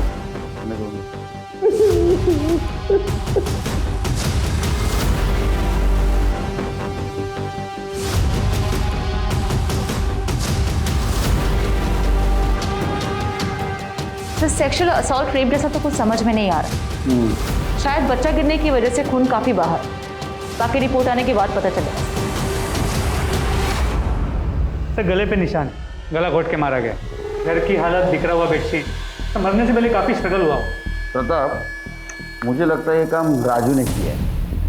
अपने सामने कितना गुस्सा कर रहा था, देख पीठ पीछे कितनी तकलीफ देता हो। उसने गुस्से में आके शायद इसका गला दबा के इसको मार। एक काम करो, बॉडी पोस्टमार्टम के लिए भेज दो और इसके फीटस से राजू का डीएनए मैच करवा दो। सर क्या साहब, आप अभी मेरे को ही फंसा रहे हो कि मैंने माला को मार दिया? शांत हो जाओ, शांत हो जाओ, बैठो। खून को कंट्रोल करते जा जरा, समझा? ये गुस्सा है ना, ये गुस्सा है उसका वजह है। मानो कि किसी और ने हाथ लगाया, तुम सहन नहीं कर पाए, उसको तो कुछ नहीं कर पाए, इसलिए तुमने माला को मार दिया। लेकिन सर उस टाइम पे तो मैं पुलिस स्टेशन में था, आपके सामने था सर, मैं कैसे मार दूंगा उसको, आप बताइए ना। वो जाना रे तू, पुलिस से गवाही दिलवाएगा? तो पुलिस स्टेशन में था, सच देखा जाए तो माला का मर्डर करके पुलिस स्टेशन आया था। यहाँ से तू वहाँ वापस गया और तूने नाटक किया कि माला को किसी ने मार दिया। वहाँ माला की बॉडी किसी ने देखी नहीं थी। हमने अड़ोस पड़ोस में पूछताछ की तब पता चला तूने गांव वाले लड़कों को जान से मारने की धमकी दी थी। हाँ, दी थी धमकी उनको। मेरे गांव में मेरे घर में घुसने के मेरे से 2000 रुपए मांगे थे साहब। आखिरी के 500 रुपए थे, वो भी ले लिए उन्होंने, और शाम को वो बाकी के 1500 रुपए लेने आ गए थे घर। चल पैसा निकाल, तो बोला था ना बाकी का 1500 शाम को देगा करके। बोला था पर अभी नहीं हो पाया, अभी तू जा, बाद में देता हूँ। दे देख, साला गांव में घुस गया, अभी बहाना मारता है। चुपचाप से पैसा दे, नहीं तो देख क्या करेंगे हम लोग। अरे बोला ना देता हूँ, पैसा भी नहीं है, आके देता हूँ, अभी जा यहाँ से।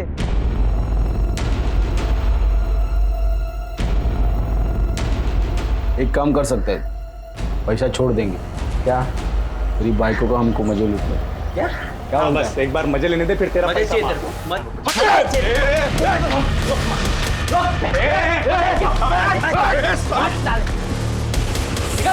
देख लेंगे तुझको, देख लेंगे। उन लड़कों को तो हम देख लेंगे, लेकिन जब तक माला का मर्डर केस सॉल्व नहीं होता तो सोनगढ़ से बाहर नहीं जाएगा।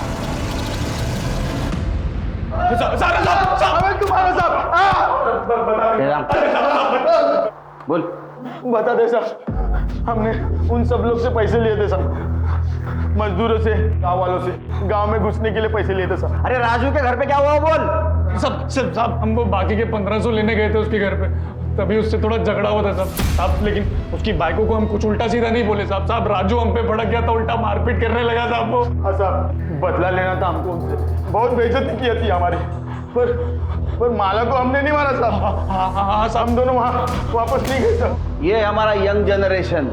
एफआईआर दर्ज करो। सर मैंने गांव में घुसने के लिए किसी से भी कुछ भी पैसा नहीं लिया सर।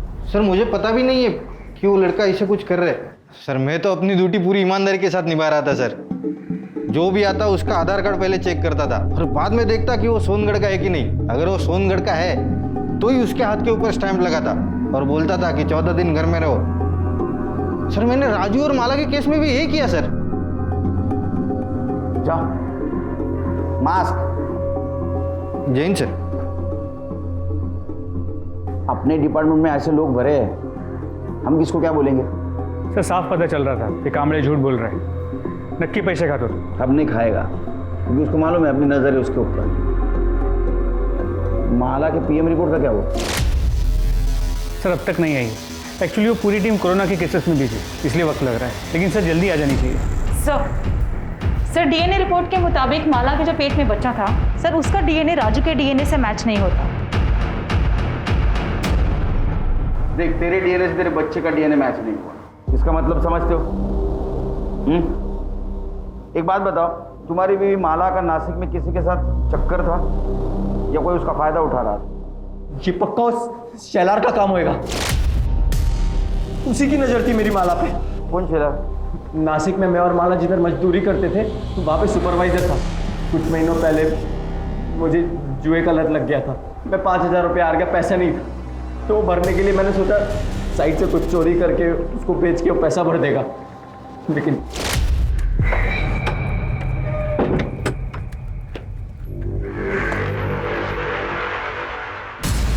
चोरी कर रहा है, चोरी कर रहा है। नहीं, जिस थाली में खाता है उसी में छेद करता है। रुक, मैं अपने भाव सुनो, पुलिस को बताऊंगा मैं। भाव इतना गर्मी काहे को खाते हो? मैं तुमको भी देता हूँ ना इसमें से। साले तेरे जैसा चोर समझाएगा मेरे को?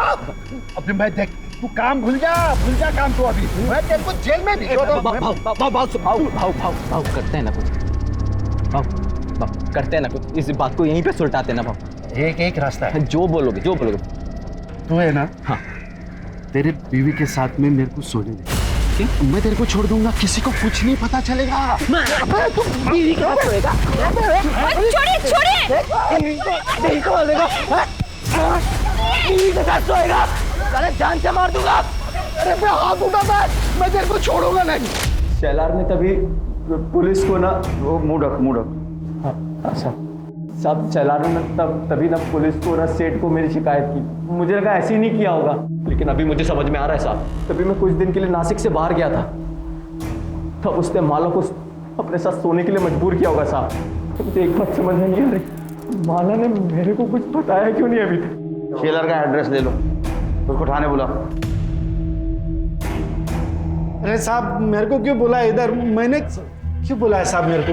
मैंने कुछ नहीं किया है साहब। गरीब औरतों का बहुत शारीरिक शोषण करता है ना तू। शोषण? क्या बात कर रहे हैं साहब? मैं अभी मेरे सेठ को फोन करता हूँ, उनको बुला लेता हूँ। जगह लगा फोन लगा, तेरे सेठ को फोन लगा। उसको भी समझने दे, उसका साइट सुपरवाइजर गरीब औरतों का कैसा शारीरिक शोषण करता है। और उसमें जब राजू और माला भी थे ना, तूने माला का फायदा उठाया, उसका शारीरिक शोषण किया। तेरे बच्चे की माँ बनने वाली थी, उसके बाद में तूने उसको मार दिया। उसका मर्डर हो गया साहब? उसका मर्डर हो गया? मेरे को तो पता भी नहीं साहब। तू तो अभी ये भी बोलेगा मैंने माला का फायदा नहीं उठाया, उसका शारीरिक शोषण नहीं किया, उसको नहीं मारा? कसम से साहब मैंने नहीं मारा। हाँ, उसका फायदा जरूर उठाया साहब, लेकिन वो सामने से आई साहब। सब जो भी हुआ वो मर्जी से हो उसके साहब। माला ने मेरे को उसके घर पे बुलाया साहब। मैं उसके खोली पे गया और देखा तो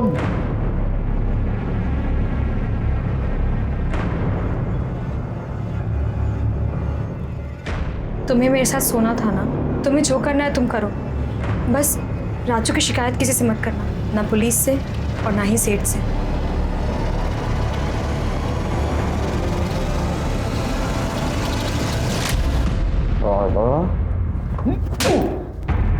इसको फायदा उठाना बोलते, समझा? साहब आप कुछ भी कह लो साहब, लेकिन मैंने उसका मर्डर नहीं किया साहब। और हाँ, मेरे को ये भी पता है साहब, ये बात ना उसने राजू को भी नहीं बताई थी साहब। तब तक नहीं बताई जब तक वो नासिक छोड़ के उनके गांव चले नहीं जाते। और इसके बदले में मैंने उसकी चोरी की बात किसी को नहीं बताई साहब। राजू और माला के अलावा और कौन कौन गया था गाँव वापस? वो ये विट्ठल और दत्ता गए थे माला और राजू के एक हफ्ते बाद। कौन सा गाँव? वो विट्ठल तो इधर का ही है साहब, सोनगढ़ का। राजू पहचानता है उसको। और वो दत्ता यहाँ से 60-70 किलोमीटर दूर पिंजर गाँव है साहब, वहाँ पे रहता है। उसका डीएनए टेस्ट कराओ और माला के फिटर से मैच करके देखो, मेरे रहेगा। अरे नहीं साहब, वो ये वामन शेलर का कहना है कि माला ने उसके पति राजू को बचाने के लिए उसके साथ शारीरिक संबंध बनाया। ऐसा भी हो सकता है किसी और के साथ किसी और वजह से उसने शारीरिक संबंध बनाए होंगे। तो क्या सच में उसके साथ हॉस्पिटल में रेप हुआ था या झूठ बोल रही है? या किसी और वजह से उसने हॉस्पिटल में भी किसी के साथ शारीरिक संबंध बनाए थे? सर इस वामन की बात पे विश्वास कैसे कर सकते हैं? हो सकता है झूठ बोल रहा हो सकता है, लेकिन हमारे पास कोई सबूत नहीं है। क्या चलो सर, चाय अच्छी नहीं है? सवाल अच्छे बुरे चाय का नहीं है, वो बाकड़े की चाय की आदत है। इसकी आदत होने के लिए टाइम जाएगा, शक्कर भी कम डालिएगा। अच्छा ये माला की पीएम रिपोर्ट का क्या हुआ? सर डॉक्टर से कह दिया आज शाम तक आ जाएगी। और वो विट्ठल सुरवे, उसका एड्रेस मिला? जी सर। वो माला और राजू भोर को जानता है? हाँ सर, अब मेरे को पता चला माला के मर्डर के बारे में, लेकिन ये लॉकडाउन की वजह से राजू को मिलने को नहीं जा पाया साहब। लेकिन क्या हुआ साहब, आप लोग इधर तो कितने तारीख को निकला था नासिक से? 6 तारीख को निकला साहब। और कब पहुंचा? 8 तारीख को पहुंच गया। तो बॉर्डर पे किसी हवलदार ने रोका नहीं? हवलदार ने नहीं रोका साहब, लेकिन वो गांव के लड़के लोग ने रोका साहब। वो गांव में एंट्री करने के लिए 1000 रुपये दिया मेरे से। कौन था तेरे साथ? और मेरा दोस्त साहब दत्ता, उसके साथ आया। क्या करता है दत्ता? तो मेरे साथ नासिक में काम करता है साहब साइड से। वो कहाँ गया? वो उसके गाँव चला साहब, पिज्जे गाँव। और 8 तारीख को आने के बाद तू कहाँ गया? साहब ये लॉकडाउन चालू है तो बाहर किधर जाएगा, घर पे ही था। पक्का घर पे था? हाँ साहब पक्का। इसका DNA टेस्ट करवा।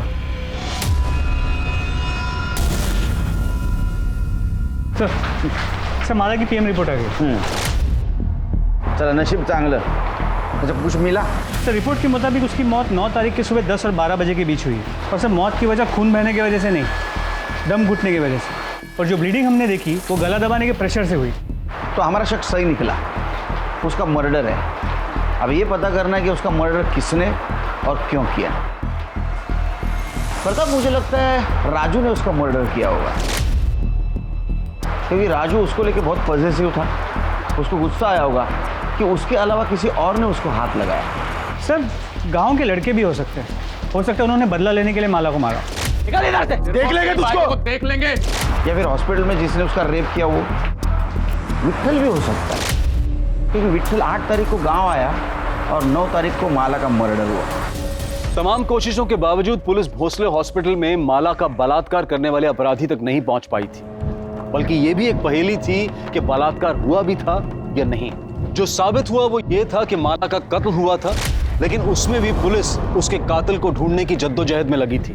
वामन शेलार और विट्ठल पर पुलिस को शक तो था, लेकिन दोनों का DNA माला के अजन्मे गर्भ से मैच नहीं कर रहा था। ये केस एक नहीं बल्कि 3 सूरतों में पुलिस की नींद हराम किए हुए था। पहली, माला जब सोनगढ़ आई थी तो उसके पेट में किसका गर्भ था?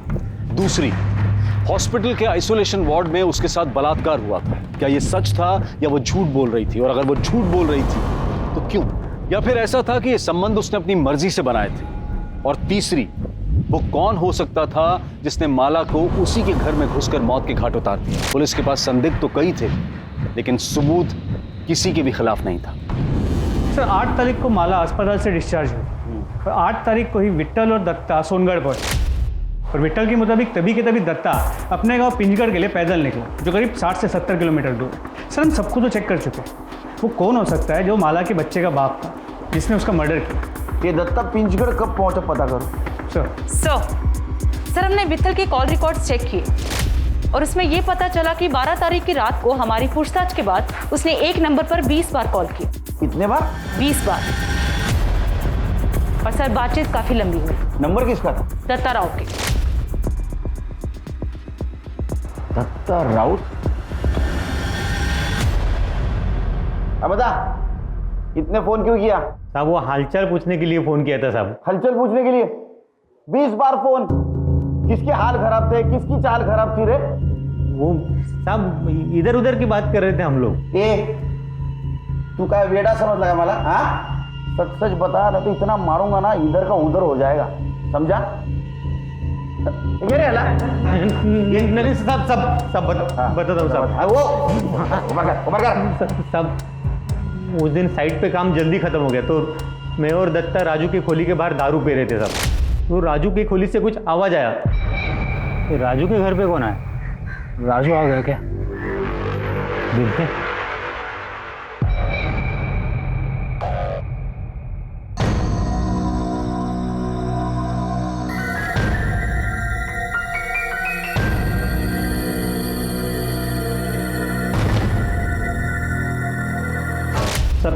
तभी मैंने ये वीडियो बनाया साहब। मेरे को यकीन ही नहीं हुआ साहब कि माला शेलार के साथ सोने को राजी कैसे होगी। फिर जैसे ही शेलार राजू की खोली से बाहर आया,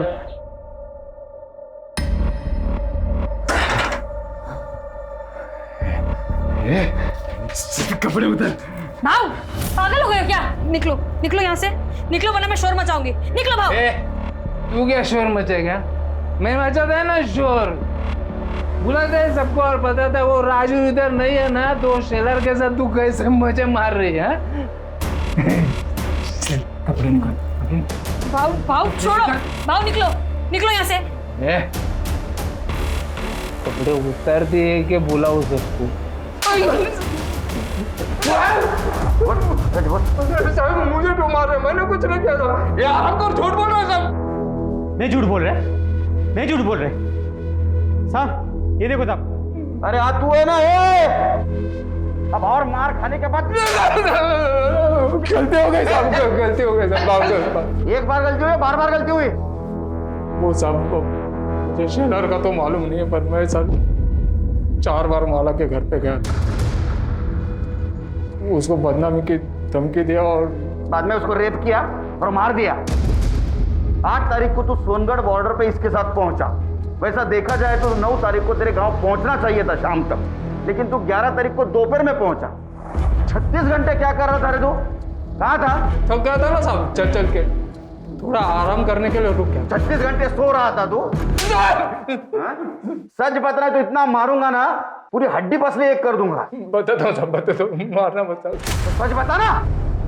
वो साहब नशे के हालत में मैंने वो माला से जबरदस्ती तो कर ली साहब।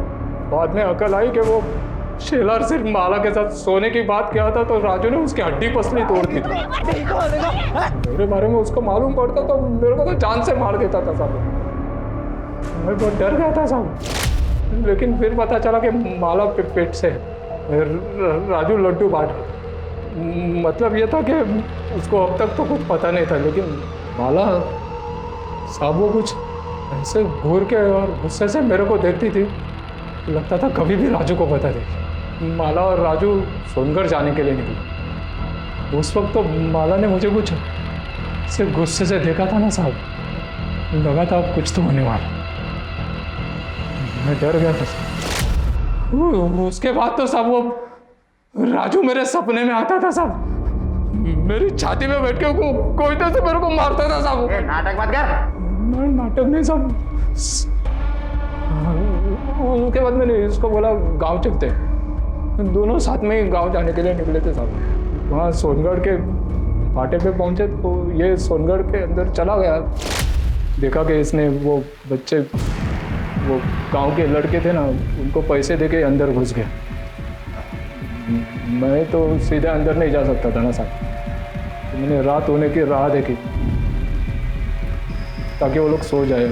तो जैसे रात हुई मैं भी अंदर घुस गया। जाते ही पहले वो राजू का घर ढूंढा साहब, फिर रात भर उधर ही छुपा रहा। सुबह हुई, जिस वक्त राजू घर से निकला ना साहब, तो मैं घर के अंदर घुस गया।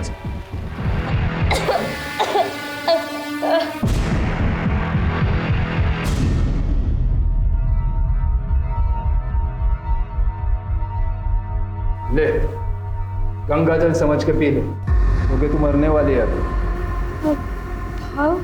रात को नींद नहीं आती है मेरे को, इस डर से कि तू सब राजू को बता देगी और आगे मुझे मार देगा।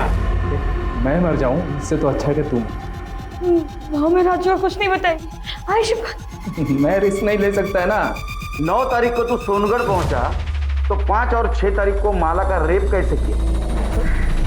नहीं साहब, 6 तारीख को तो हम लोग नासिक से निकले थे गांव आने के लिए। 2 दिन तो रास्ते पे ही चल रहे थे। इसको पूछो ना साहब, साथ में थे हम लोग सब। मैं 6 तारीख को वहाँ था ही नहीं, तो मैं रेप कैसे कर सकता हूँ? माला का रेप और मर्डर दोनों केस फाइल करो, लेकर जाओ इसको।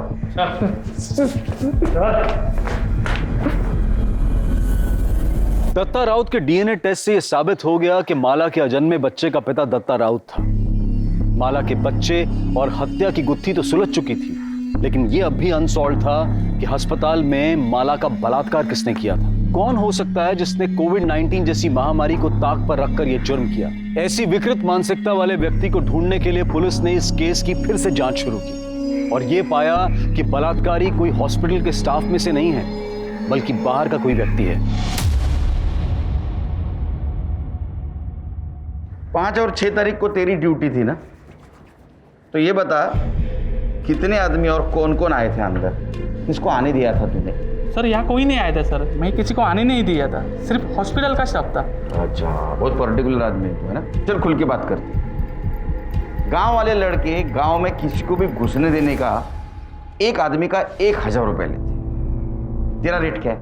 सर ये आप कैसी बातें कर रहे हैं? अरे दोस्ताने में बात कर रहा हूँ उसके साथ। हाँ, गलती मान ले। तूने अगर गलती मान ली तो एक मरी हुई औरत को न्याय मिलेगा, और अगर हम अपने पे उतर आए तो तेरे को न्याय दिलाने वाला कोई नहीं रहेगा। समझा? नहीं समझ में आया? सोच ले, तेरे को लेके गए हम पुलिस स्टेशन, बहुत पीट रहे, किसके पास न्याय मांगने के लिए जाएगा तू?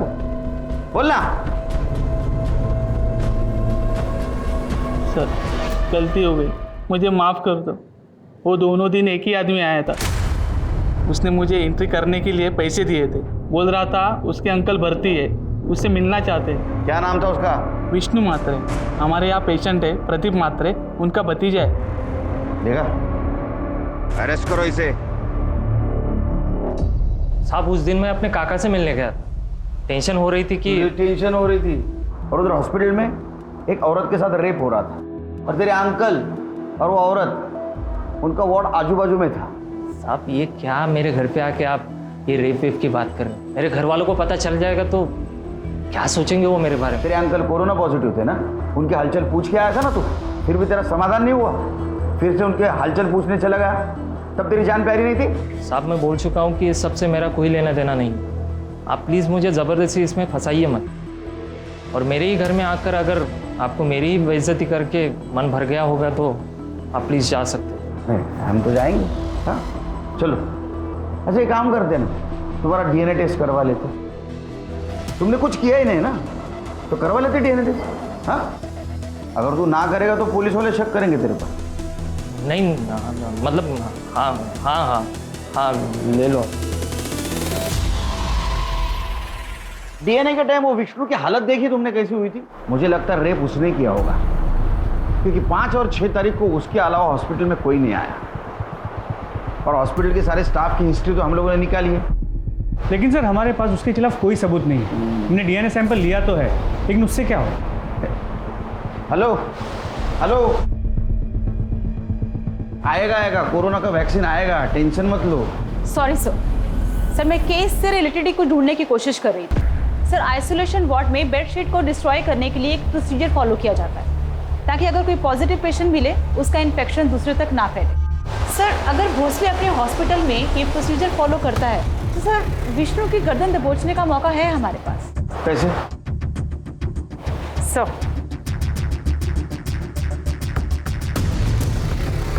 पता करो, भोसले हॉस्पिटल में प्रोसीजर फॉलो होता है क्या? अगर होता है तो विष्णु जरूर पकड़ा जाएगा।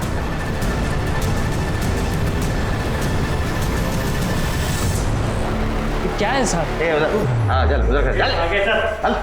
एक बात बता, कोविड-19 के पेशेंट के बेडशीट के साथ क्या किया जाता है? डिस्ट्रॉय किया जाता है उसको। अब हमारा नसीब अच्छा कि माला की बेडशीट हमारे हाथ लग गई। देखनी है फोटो?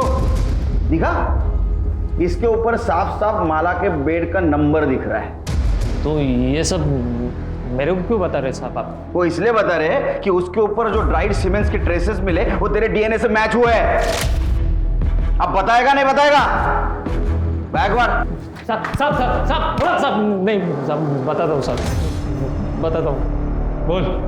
5 तारीख को मैं सच में अपने काका से मिलने गया था, उसके लिए मैंने गार्ड को रिश्वत भी दी थी, लेकिन जब वहाँ से वापस आ रहा था तो मैंने देखा अकेली औरत बेड पर पड़ी है, तो मैं अपने आप को रोक नहीं पाया साहब। अगले दिन मैं गार्ड को रिश्वत देकर सिर्फ उसी के लिए वहाँ पे गया था। मैंने ध्यान रखा कि मेरा चेहरा सीसीटीवी कैमरा में ना आए।